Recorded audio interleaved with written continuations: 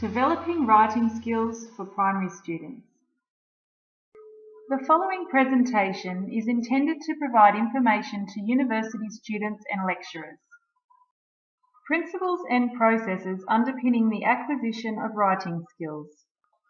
There are many important classroom environmental factors that support students' writing development. Tompkins, Campbell and Green state that the classroom should be rich with meaningful literature such as word walls, work samples, books and real-life examples of literature such as cereal boxes and magazines. The United Kingdom Literacy Association stresses that digital literature formats are also very important to prepare students for an increasingly technological world. It is also imperative that students feel they are able to take risks when writing new words and attempting new spelling. If students are concerned about making errors, then they are less likely to extend their knowledge and enhance their skills. It is believed that the writing process consists of 5 stages. These stages do not always occur in a linear pattern. Rather, they can be fluid, recurring back and forth as required.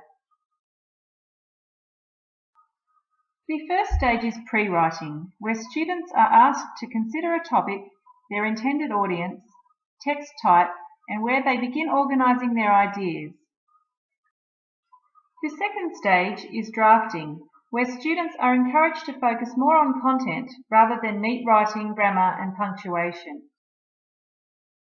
Stage 3, revising, is described by Tompkins, Campbell and Green as attempting to see a piece of writing in a new light. Here, adjustments can be made to suit the needs of the intended audience. Editing, the fourth stage, is designed to ensure that spelling, grammar and punctuation are correct. This stage can provide an opportunity for teachers to show students how to effectively proofread their work. The fifth and final stage, publishing, can provide students with an opportunity to explore their creative side. Not only can their writing be published in books to be shared with their peers, it can also be published in a variety of formats. How does assessment and evaluation of writing influence teaching? There are a variety of formats that can be used to assess students' writing. These range from writing logs, to creating a dramatic script for a play, to digital creations. The more varied the assessment method, the more likely it is that teachers will gain insight into where a student sits in relation to their peers and the Australian curriculum. There are many aspects of a student's work that must be considered when assessing their writing skills. Some examples of these aspects include quality, editing, presentation, text structure, cohesion, grammar, vocabulary, and spelling. So what happens if teachers see a need for improvement in one or more accessible aspects of student writing? Teachers can plan mini-lessons to help students develop in areas where they are having problems. If it is only one student who is having problems, teachers can provide scaffolding and individualised instruction to assist these students to develop their writing skills. If a student is assessed as being quite advanced in their writing skills, as measured by Australian curriculum standards, they may benefit from an extension project. This may involve researching a topic that interests them and creating a published piece about that topic. These students could also help their peers in group work situations. However, this would have to be done carefully in a way that does not lower self-esteem among struggling students. Application in a classroom setting. How will we creatively teach children to write? So, how do we apply all this theoretical information practically in a classroom setting? Well, once I'm a teacher, I will ensure that my classroom is very bright and cheery and covered in words. As Tompkins, Campbell and Green suggest, I might have word walls, a quiet reading corner and authentic reading materials from the outside world.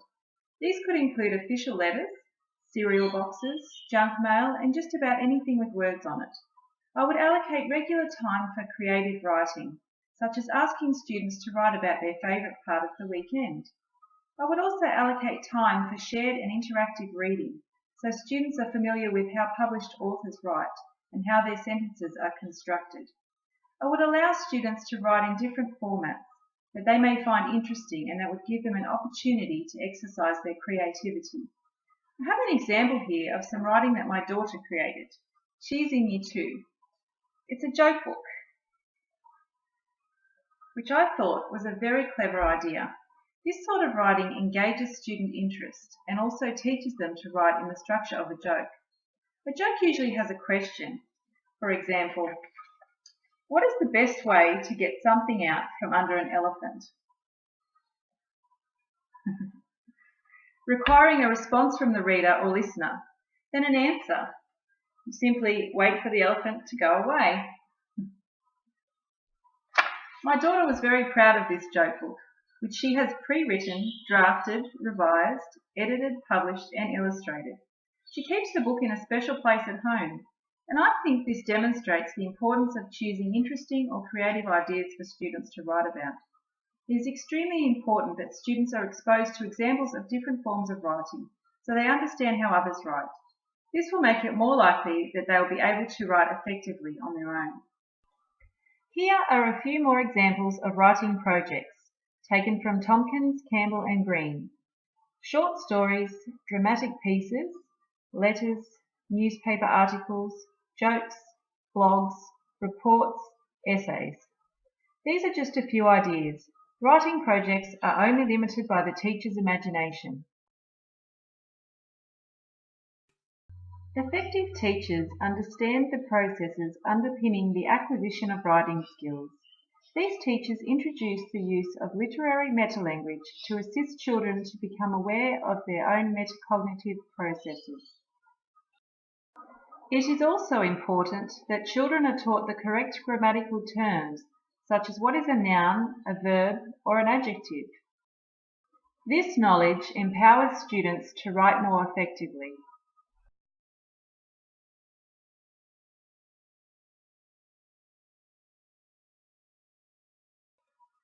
Above all, it is essential that teachers foster an encouraging, safe environment where children are not frightened to make mistakes. Invented spelling is an important step in the writing acquisition process and should not be discouraged.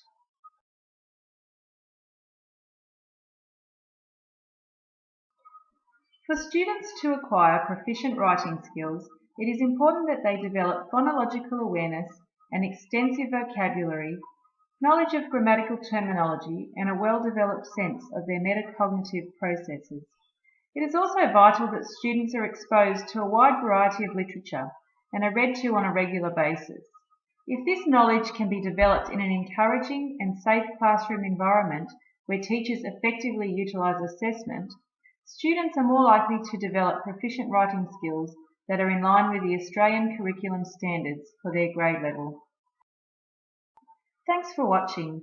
This video was written and produced by Kelly Polsford for Literacy Education 2, EDP230.